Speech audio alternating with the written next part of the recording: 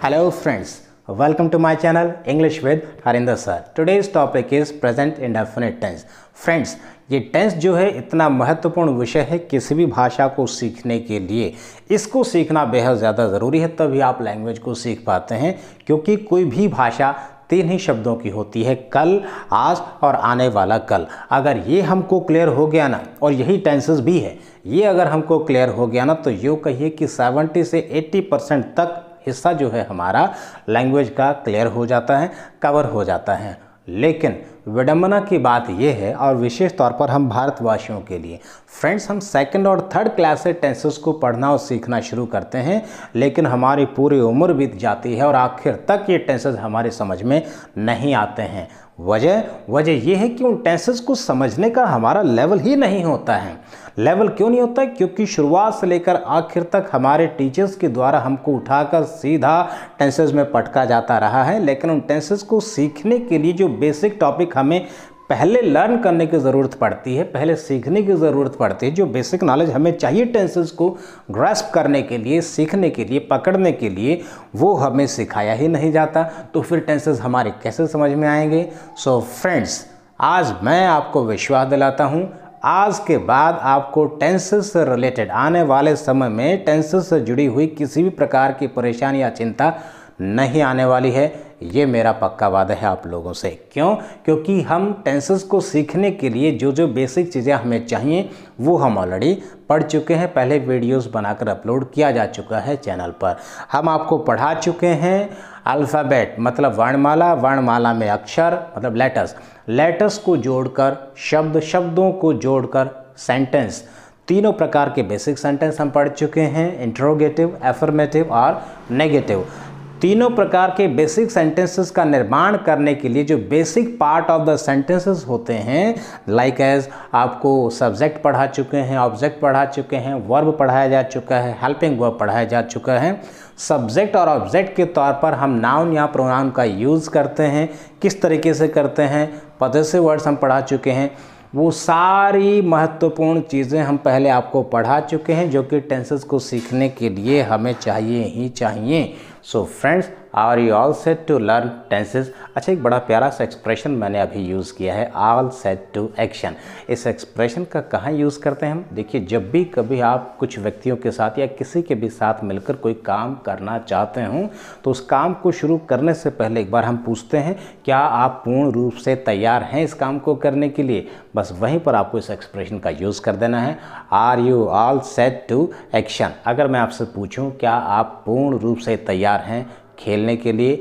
Are you all set to play? क्या आप पूर्ण रूप से तैयार हैं लिखने के लिए? Are you all set to write? तो मैंने आपसे पूछा, are you all set to learn tenses? So friends, चलिए हम शुरू करते हैं प्रेजेंट इंडेफिनिट टेंस। सबसे पहले प्रेजेंट इंडेफिनिट टेंस की विशेषता। फ्रेंड्स, प्रेजेंट इंडेफिनिट टेंस की विशेषता ये है कि इसमें कोई विशेषता ही नहीं है। जी हाँ, प्रेजेंट इंडेफिनिट टेंस में आपको क्रिया के जारी रहने, खत्म होने, काम के अधूरा रहने या पूरा होने, इस प्रकार की किसी भी प्रकार की स्थिति या अवस्था का निश्चित रूप से कोई ज्ञान नहीं होता है, कोई जानकारी आपको नहीं मिलती है, और इसी वजह से इसको कहा जाता है इंडेफिनिट टेंस। हम पढ़ेंगे प्रेजेंट इंडेफिनिट टेंस, लेकिन हाँ, एक चीज़ बस आप लोग याद रखेंगे, जब भी कभी हम बात करना चाहें अपनी हैबिट, रूटीन, दिनचर्या के बारे में, मतलब किसी काम को हम 2, 4, 5, 7 बार कर चुके हों, लेकिन भविष्य में उसको ना करने की कसम अगर हमने नहीं खाई है, तो वह प्रेजेंट इंडेफिनिट टेंस कहलाता है। जब भी कभी आप बोलना चाहें कि मैं ऐसा करता हूँ या मैं ऐसा नहीं करता हूँ, या हम किसी से क्वेश्चन करते हैं, क्या आप ऐसा करते हैं? ऐसा मतलब किसी भी क्रिया का नाम, कोई भी काम का नाम, किसी के बारे में भी आप पूछना चाहें, वह, वे, लड़का, लड़की, क्या वह ऐसा करता है, तो भी इस प्रेजेंट इंडेफिनिट टेंस का ही हम यूज़ करते हैं। तो चलिएगा हम पढ़ते हैं प्रेजेंट इंडेफिनिट टेंस के बारे में। फ्रेंड्स, जो बेसिक चीज़ें हमें चाहिए हैं प्रेजेंट इंडेफिनिट टेंस को सीखने के लिए, जैसे कि सब्जेक्ट, एक्शन, ऑब्जेक्ट और हेल्पिंग वर्ब, ये 4 चीज़ें मैंने उठाकर एक डब्बे में डालकर आपको पकड़ा दिया। मैंने कहा ले जाओ और सेंटेंस बनाकर लेकर आइए। आप बिल्कुल सेंटेंस बना सकते हैं, बस आपको मुझसे क्वेश्चन पूछना पड़ेगा कि सर सेंटेंस तो हम बना लेंगे लेकिन कौन सा सेंटेंस बनाएं, क्योंकि सेंटेंसेस तो हम 3 प्रकार के सीख चुके हैं आपके द्वारा। कौन कौन से? इंट्रोगेटिव, एफर्मेटिव और नेगेटिव। मैंने कहा इंट्रोगेटिव सेंटेंस बनाकर लेकर आ जाइए। अब आपको एक और क्वेश्चन मुझसे पूछना पड़ेगा कि ठीक है हम इंट्रोगेटिव सेंटेंस बना लेंगे लेकिन कौन से टेंस का बनाएं? वो भी तो 3 प्रकार के होते हैं। कौन से? प्रेजेंट, पास्ट और फ्यूचर। मैंने कहा प्रेजेंट टेंस का इंट्रोगेटिव सेंटेंस बनाकर लेकर आ जाइए। एक और क्वेश्चन अब आपको मुझसे पूछना पड़ेगा, वो क्वेश्चन है कि सर प्रेजेंट टेंस में भी कौन से टेंस का बनाएं? मैंने कहा प्रेजेंट इंडेफिनिट टेंस का इंट्रोगेटिव सेंटेंस बनाकर लेकर आ जाइए। अब आपको मुझसे कुछ पूछने की ज़रूरत नहीं है, आप बखूबी बना सकते हैं क्योंकि उस लेवल तक मैं आपको लेकर आ चुका हूं। तो फ्रेंड्स, जब भी कभी आप प्रेजेंट इंडेफिनिट टेंस का इंट्रोगेटिव सेंटेंस बनाना चाहेंगे तो वो जो डब्बा मैंने आपको दिया उसमें से सबसे पहले निकालिए हेल्पिंग वर्ब और उसको रख दीजिए सबसे आगे। सेंटेंस में सबसे पहले हेल्पिंग वर्ब को आपको रखना है। जब भी कभी आप कुछ पढ़ रहे हों वहाँ पर सेंटेंस में अगर हेल्पिंग वर्ब आपको सबसे पहले मिल जाता है तो तुरंत समझ जाइए दिस इज़ इंट्रोगेटिव सेंटेंस, मतलब इसमें आपसे क्वेश्चन पूछा जा रहा है। या कोई आपसे इंग्लिश में बात करता है और इंग्लिश में बात करते वक्त कोई हेल्पिंग वर्ब का प्रयोग सबसे पहले करता है तो तैयार हो जाइए जवाब देने के लिए। वाई? क्योंकि वो आपसे क्वेश्चन कर रहा है। तो इंट्रोगेटिव सेंटेंस जब आप बनाएंगे सबसे पहले रखेंगे हेल्पिंग वर्ब, उसके बाद आप रखेंगे फ्रेंड्स सब्जेक्ट को, फिर उसके बाद एक्शन, एक्शन की कौन सी फॉर्म? First form. उसके बाद आप रख दीजिएगा ऑब्जेक्ट और अदर वर्ड्स को बाद में सेट करते हुए चले जाइएगा। सो फ्रेंड्स, ये रही आपके इंट्रोगेटिव सेंटेंस की स्टेटमेंट। अब हम बात करते हैं स्टेटमेंट ऑफ एफर्मेटिव सेंटेंस, मतलब जब कोई आपसे प्रेजेंट इंडेफिनिट टेंस में क्वेश्चन करता है तो आप उसका आंसर कैसे देंगे, वो होता है एफर्मेटिव सेंटेंस। जब आप बनाएंगे affirmative sentence present indefinite tense में तो सबसे पहले रखेंगे सब्जेक्ट को, उसका सीधा बाद आपको रखना है वर्ब की फर्स्ट फॉर्म और फिर उसके बाद ऑब्जेक्ट और अदर वर्ड्स। ये स्टेटमेंट जिन सब्जेक्ट्स के लिए यूज़ होती है, जिन सब्जेक्ट के केस में यूज़ होती है वे विशेष सब्जेक्ट हैं आई, यू, वी, दे और एनी प्लूरल सब्जेक्ट। लेकिन जब भी कभी आप बात करेंगे ही, शी, इट, नेम और एनी थर्ड पर्सन सिंगुलर। अच्छा, लीक से हटकर एक बात मैं पूछना चाहूँगा फ्रेंड्स आप लोगों से, कभी आपने आज तक किसी को भीख दिया है, उपहार दिया है, दान दिया है? अवश्य दिया होगा। मान लीजिए आप बैठे हुए हैं या कहीं पर खड़े हुए हैं, कोई व्यक्ति आया आपके पास अपना कटोरा, अपना पात्र लेकर, उसने आपसे भीख मांगा और आपने 10 रुपये का नोट निकाल कर उसके पात्र में डाल दिया। वो जा रहा है और जैसे ही वो जा रहा है, अरे इधर आ, उसको उठाकर 10 रुपये के नोट को आपने वापस रख लिया हो। क्या कभी ऐसा किया है? नहीं ना, ऐसा किया भी नहीं जाना चाहिए। वास्तव में तो ऐसा किया ही नहीं जा सकता। क्यों? क्योंकि दान राशि, भीख और उपहार ये ऐसे शब्द हैं जो किसी को दे दिए सो दे दिए, उनको वापस कभी नहीं लिया जा सकता। आपने कभी सुना है कि फलान व्यक्ति ने इस मंदिर के लिए 5000 रुपया दान किया था जो अपना वापस मांग रहा है? नहीं नहीं नहीं, उसको वापस मिल ही नहीं सकता, उसको वापस पाने का हक ही नहीं है। अच्छा, ये बात मैंने आपको क्यों बताया है ये मैं आपको बता देता हूँ। इस अंग्रेज़ी भाषा में कुछ व्यक्ति ऐसे हैं, इस प्रेजेंट इंडेफिनिट टेंस में कुछ सब्जेक्ट्स ऐसे हैं जिनको हमने दान में कुछ दे रखा है, और वे कौन हैं, उनको दान में क्या मिला हुआ है वो मैं अभी आपको बताने जा रहा हूं। लेकिन एक चीज़ तो चूंकि तय है, चूंकि उनको दान में मिला हुआ है तो वे उसके स्थायी मालिक हो चुके हैं, अब उनसे उसे वापस नहीं लिया जा सकता। मैं आपको बता देता हूं वे कौन है, उनको दान में क्या दे रखा है। फ्रेंड्स, वे हैं ही, शी, इट, नेम और एनी थर्ड पर्सन सिंगुलर, और इनको हमने दान में दे रखा है SRES। जी हाँ, जब भी कभी आप प्रेजेंट इंडेफिनिट टेंस के अफर्मेटिव स्टेटमेंट बनाएंगे इन सब्जेक्ट के केस में, किनके केस में? ही, शी, इट, नेम और एनी थर्ड पर्सन सिंगुलर, तो उसमें आपको क्या करना है? सबसे पहले सब्जेक्ट, उसके बाद सीधा एक्शन, और एक्शन के साथ हम यूज़ करेंगे S या ES। अब एक क्वेश्चन उठता होगा आप लोगों के दिमाग में, क्वेश्चन ये उठता होगा कि S कहाँ और ES कहाँ, चलिए ये भी मैं बता देता हूँ। जब भी कभी क्रिया का आखिरी अक्षर O होगा, SS होगा, SH होगा, CH होगा या फिर X होगा, तो वहाँ पर हम क्रिया के साथ यूज़ करेंगे ES। किन सब्जेक्ट के केस में? ही, शी, इट, नेम और थर्ड पर्सन सिंगुलर के केस में। कौन सी स्टेटमेंट में? एफर्मेटिव स्टेटमेंट में। और कौन से टेंस में? प्रेजेंट इंडेफिनिट टेंस में। ठीक, ये हुआ आपका प्रेजेंट इंडेफिनिट टेंस की एफर्मेटिव सेंटेंस स्टेटमेंट।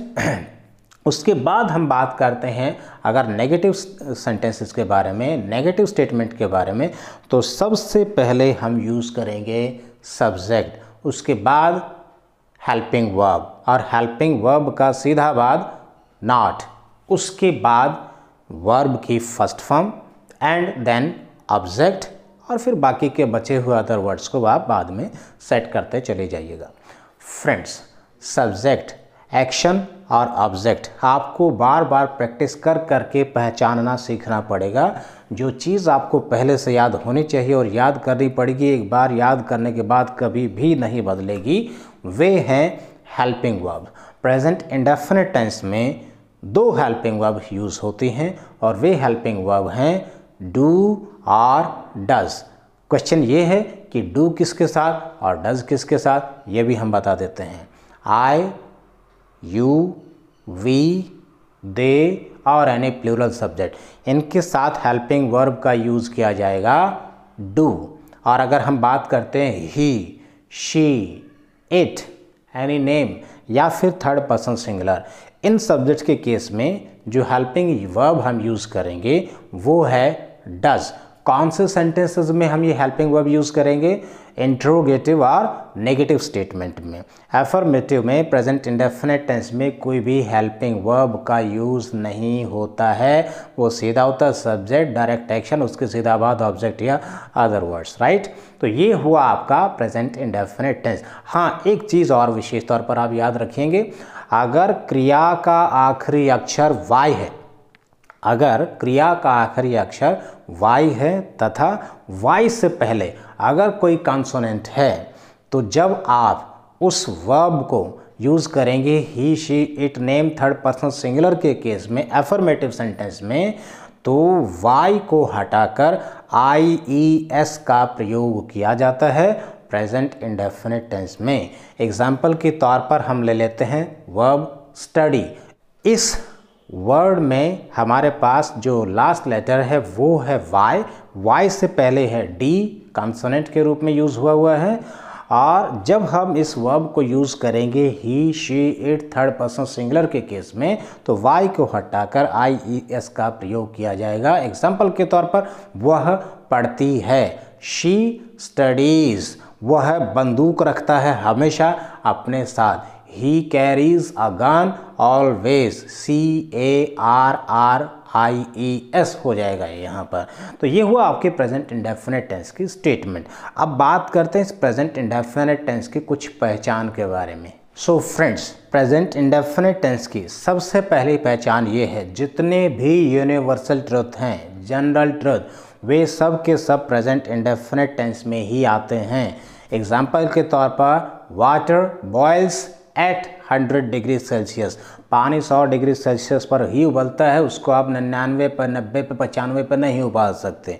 तो इसीलिए वह प्रेजेंट इंडेफिनिट टेंस का ही हिस्सा रहेगा हमेशा। पृथ्वी सूर्य के चारों तरफ चक्कर लगाती है, the earth moves round the sun. Present indefinite tense की दूसरी पहचान, प्रेजेंट मोमेंट में मतलब मौजूदा समय में घटित होने वाली क्रियाओं या अवस्थाओं को व्यक्त करने के लिए। उदाहरण के तौर पर, मैं शारदापुरम में रहता हूँ, आई लिव एट शारदापुरम, ये प्रेजेंट इंडेफिनिट की ही स्टेटमेंट है। अच्छा फ्रेंड्स, एक बड़ी खास बात मैं आपको बताने जा रहा हूँ इस प्रेजेंट इंडेफिनिट टेंस के बारे में। फ्रेंड्स, ये प्रेजेंट इंडेफिनिट टेंस का यूज़ हम केवल प्रेजेंट टेंस में ही नहीं करते हैं, बल्कि इसका यूज़ पास्ट और फ्यूचर के लिए भी किया जाता है। जी हाँ, आप भी सोच रहे होंगे कैसी बात कर रहे हैं। जी बिल्कुल, प्रेजेंट इंडेफिनिट टेंस का यूज़ पास्ट और फ्यूचर के लिए भी किया जाता है। अब उसके पीछे क्या लॉजिक है जी, तो वो मैं आपको बता देता हूँ। लॉजिक सीधा सा साफ है। प्रेजेंट इंडेफिनिट टेंस को जब भी कभी हम पास्ट या फ्यूचर के लिए यूज़ करेंगे तो इसकी सेंस बिल्कुल ही उल्टी हो जाती है, बिल्कुल अपोजिट हो जाती है। वास्तव में इसका नाम है इंडेफिनिट टेंस, लेकिन जब पास्ट और फ्यूचर के लिए आप इसको यूज़ करेंगे तो ये इंडेफिनिट नहीं, एक डेफिनेट सेंस व्यक्त करता है, ये याद रखिएगा। जी हाँ, और केवल अंग्रेजी में ही नहीं, हिंदी में भी तो हम यूज़ करते हैं। कितनी ही बार आप ऐसा करते हैं। मान लीजिए आप एक मूवी की स्टोरी किसी को बता रहे हैं, आपने बताया विलन आया, उसने हीरो के माता पिता को किडनैप किया, वो उनको जंगल में ले गया, उसने उनको पेड़ से बांध दिया, वो उनको पीट रहा था। तभी क्या हुआ, हीरो आ जाता है, वहाँ हीरो आ जाता है। This is present indefinite statement. ये प्रेजेंट इंडेफिनिट टेंस की स्टेटमेंट है फ्रेंड्स, लेकिन इसको यूज़ किया गया है पास्ट के लिए। तो मेरा कहने का मतलब साफ है, जब भी कभी हम पास्ट या फ्यूचर में एक डेफिनेट सेंस को व्यक्त करते हैं तो उसके लिए हम प्रेजेंट इंडेफिनिट टेंस का यूज़ करते हैं। फ्यूचर में भी कुछ ऐसा ही होता है। जैसे कि जब आप न्यूज़पेपर पढ़ते हैं तो न्यूज़पेपर में लिखा हुआ होता है the match starts at 9 o'clock। अब इसका क्या मतलब है, क्या मैच हमेशा 9 बजे ही शुरू होता है? जी नहीं। तो फिर वो प्रेजेंट इंडेफिनिट टेंस की स्टेटमेंट क्यों दी गई है? मैंने आपको बताया ना, प्रेजेंट इंडेफिनिट टेंस को फ्यूचर के लिए या पास्ट के लिए यूज़ करेंगे तो एक डेफिनेट सेंस को व्यक्त करने के लिए करेंगे। मतलब मैच जो है वो 9 बजे शुरू होगा तो वो 9 बजे ही शुरू होगा। Nothing can avoid that but natural calamities. कोई प्राकृतिक आपदा आ जाए तो एक अलग बात है, मतलब वो मैच का 9 बजे होना पूर्व निर्धारित है, वो होगा ही होगा, उसको नहीं टाला जा सकता। तो इसीलिए जब आप न्यूज़पेपर पढ़ें और वहाँ पर ज़्यादातर समय आपको हेडिंग्स प्रेजेंट इंडेफिनिट टेंस में मिलती हैं तो विचलित ना होइएगा, आप पूरी न्यूज़ को पढ़ लीजिएगा, आपको पता चल जाएगा कि वो स्टेटमेंट प्रेजेंट टेंस के लिए दिया गया है या फिर पास्ट के लिए या फिर फ्यूचर के लिए। एक और ख़ास पहचान है इस प्रेजेंट इंडेफिनिट टेंस की। प्रेजेंट इंडेफिनिट टेंस को हम यूज़ करते हैं इम्पेरेटिव सेंटेंसेस में, मतलब आदेशात्मक और निर्देशात्मक वाक्यों के लिए। जब हम किसी को कोई निर्देश देते हैं या आदेश देते हैं कुछ करने के लिए, एग्जाम्पल के तौर पर हम हमेशा कहते हैं follow the rules, obey your elders, do not hate the poors, never ever tell a lie. और अब इस प्रेजेंट इंडेफिनिट टेंस की लास्ट आखिरी पहचान बट नॉट लिस्ट, जैसे कि नियर फ्यूचर में घटित होने वाली घटनाओं को दर्शाने के लिए भी हम प्रेजेंट इंडेफिनिट टेंस का यूज़ करते हैं। फॉर एग्जांपल, मेरा जन्मदिन अगले महीने आएगा, my birthday comes of next month. नया बैच शुरू हो रहा है सोमवार से, new batch starts on Monday. So friends, this is about present indefinite tense. Thanks for listening to me so patiently and wish you very much bright future. Thank you so much.